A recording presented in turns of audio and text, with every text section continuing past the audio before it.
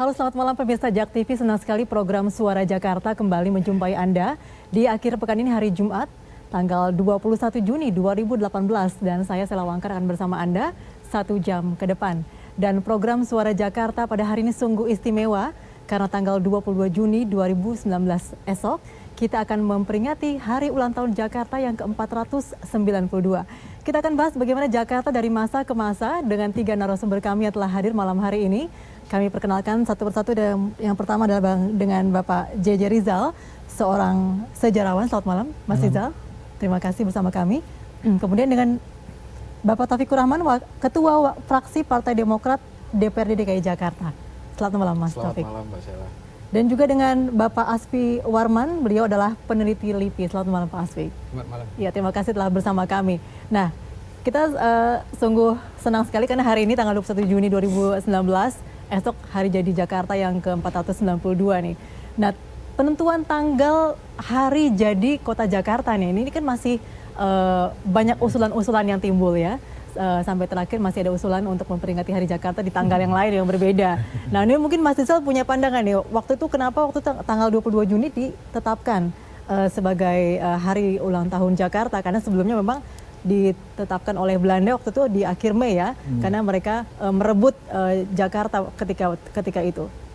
Ya, ulang tahun kota Jakarta ini lebih banyak urusan politik ketimbang urusan sejarah sebenarnya. Jadi waktu itu ditetapkan, ada sejarawan tuh senior namanya Pak Abdurrahman Suryo Miharjo bilang itu kemenangan wali kota Sudiro gitu. Karena artinya dia mau ngomong sebenarnya itu ada 2 sejarawan yang berdebat waktu itu, 2 profesor berdebat. Ya. Antara waktu itu tahun 1950-an ya. Pak Sukanto dengan Pak Hussein Jayadiningrat begitu.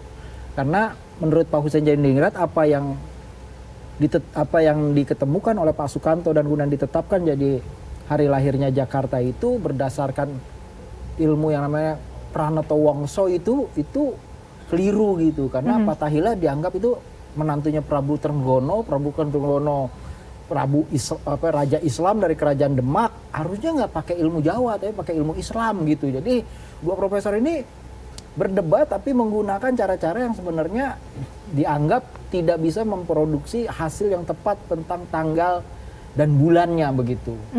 Jadi hanya tahunnya saja yang betul. Tapi juga kita harus melihat hari ulang tahun Jakarta tahunnya juga ditetapkan 1527 karena tahun 50 itu kan semangat nasionalisme kita masih kuat ya. Jadi kita pengen ngubah sejarah kayak ngubah yang hitam menjadi putih begitu. Pokoknya yang penting melawan kekuatan asing, maka dicarilah sejarah dan ketemu sejarah bagaimana Fatahillah itu berhasil mengusir kekuatan asing, dalam konteks ini Portugis, terus dirayakan. Jadi saya pikir perdebatan tentang hari ulang tahun Jakarta ini perdebatan yang panjang, tapi menurut saya hampir seluruh banyak hari ulang tahun itu urusannya lebih banyak urusan politik daripada urusan sejarah. Ya, karena itu berhubungan mungkin ya, karena memang itu, ketika momen-momen itu ada, dijadikan sebagai tanggal yang untuk mengingatkan bahwa sejarah itu milik siapa, seperti mungkin Belanda ketika itu itu merayakan. Juga seiring misalnya waktu itu ibu kota kan baru kembali ke Jakarta, dan salah satu semangat yang tersimbolkan bagaimana mengubah ruang kota kolonial menjadi kota nasional. Jadi banyak tempat nama-namanya tuh diubah, misal jalan Sultan Agung hari ini itu kan di Manggarai ya. Itu sebelumnya namanya Jan Pieter Sungkun Straat itu. Jadi lawan dari Jan Pieter Sungkun itu adalah Sultan Agung yang diserang tahun 1628, 1629. Jadi sengaja untuk menggantikan itu. Bahkan diganti, misalnya kita sini punya problem besar dengan banjir, terus kebanjiran mulu, tapi kita punya pahlawan banjir orang Belanda, tetap aja kita nggak senang. Digantilah jalan Herman van Brien itu dengan jalan Latu Harhari misalnya. Padahal sampai hari ini apa yang dilakukan oleh Herman van Brien dengan kanal banjirnya itu masih kita pakai, masih kita tiru bahkan pendekatannya gitu. Jadi banyak yang penting yang semua berbau Belanda diganti gitu. Mungkin pasti punya catatan lain mengenai penetapan HUT Jakarta ini. Tadi Mas Rizal berpendapat bahwa ini berkaitan dengan politis begitu. Ya betul. Jadi ada 2 atau 3 pilihan. Yang pertama itu akhir Mei tahun 1619. Itu adalah penyerbuan dari Jan Pieter Sungkun ke Jayakarta dan mengubah namanya menjadi Batavia. Kita tidak suka itu, tidak setuju itu, karena itu kan Belanda. Jadi pilihannya yang mungkin tidak berdasar bukti sejarah yang kuat, itu adalah 22 Juni tahun 1527. Menurut hemat saya ini harus dicari lagi data-data ini, karena ini penyerangan Fatahillah ke Portugis. Seharusnya data-datanya ada di arsip Portugis gitu. Kita harus dapatkan itu. Lalu yang ketiga, tanggal yang diusulkan oleh Ridwan Saidi itu tanggal 3 September tahun 45. Kenapa tanggal itu? Karena itu adalah tanggal penetapan Kota Praja Jakarta gitu. Tapi kan ada juga yang menolak kalau tahun 45 itu dijadikan hari lahir Jakarta, kok usianya masih agak terlampau muda gitu. Orang kan lebih suka kalau usianya sudah ratusan tahun gitu. Jadi untuk sementara ya tetap sajalah 22 Juni 1527 ini, sambil kita mencari lagi arsip Portugis misalnya tentang penyerangan Fatahillah itu ke Batavia, ke kota yang kemudian bernama Batavia ini. Oke, mungkin Pak Taufik di DPRD sendiri apakah ada usulan-usulan tentang penetapan tanggal HUT Kota Jakarta ini? Masih ada seperti tadi disampaikan oleh Pak Asfi bahwa seperti ada usulan dari Budayawan Pak Ridwan Saidi bahwa minta usul supaya tanggal 3 September berkaitan dengan penetapan Kota Praja Jakarta. Kalaupun ada pembicaraan seperti itu di DPRD, yang pasti bukan di dalam ruang-ruang rapat resmi ya, karena belum jadi agenda untuk secara serius ngebahas tentang penetapan tanggal ini. Rencana penggantian belum ada begitu ya? Belum ada agenda-agenda seperti itu. Tapi saya menarik tadi yang disampaikan Pak Asfi bahwa ke depan memang perlu dilakukan penelitian lebih lanjut gitu ya tentang sejarah ulang tahun Jakarta gitu loh. Artinya dari pemerintah harus mensupport, ya kan? Kan kita punya Dinas Pariwisata dan Kebudayaan. Kenapa enggak misalkan Dinas Pariwisata dan Kebudayaan menganggarkan untuk membentuk sebuah tim di mana tim tersebut nanti berangkat ke Portugis yang seperti yang Bapak bilang tadi. Waduh, jalan-jalan nih ya, sekalian jalan-jalan. Iya kan, untuk menggali karena DPRD bisa aja. Iya. Dapat aja gitu ya. Oke. Jadi biar benar-benar ketemu, jangan sampai ntar ribut lagi antara Bang Rijal, Pak Asfi sama Bang Ridwan Saidi gitu loh. Oke, kira-kira baik. begitu. Nah, apa pasti perlu nih Mas Rizal ada seperti itu penggantian tanggal tadi seperti wacana ini disampaikan oleh masyarakat, mungkin ada masyarakat yang berpendapat lain mengenai ya, saya pikir kan ahli sejarah kita juga berkembang ya, dan arsip-arsip itu juga mulai banyak ditemukan.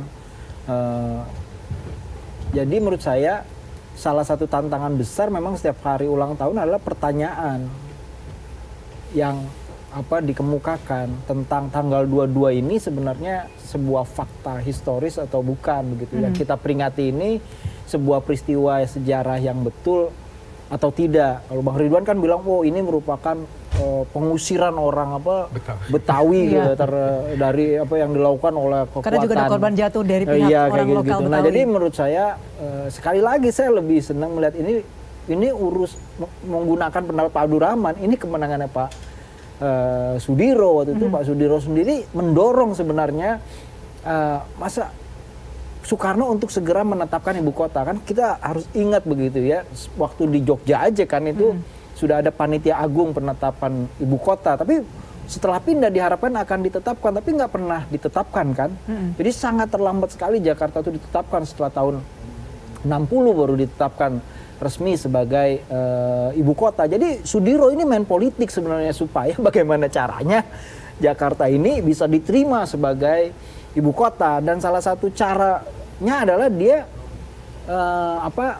menggunakan sejarah sebagai tanda petik gitu sebagai ya, alat. Jadi disesuaikan dengan semangat nasionalisme, dan kita tahu kan Bung Karno itu tokoh nasionalisme yang besar gitu. Baik Pak Asfi, mungkin ada kategori khusus begitu kenapa Jakarta dipilih, karena Jakarta pernah juga ibu kota juga pernah pindah seperti ke Yogyakarta ya. Apakah memang ada kategori penentuan atau alasan khusus sehingga Jakarta dipilih sebagai ibu kota saat itu?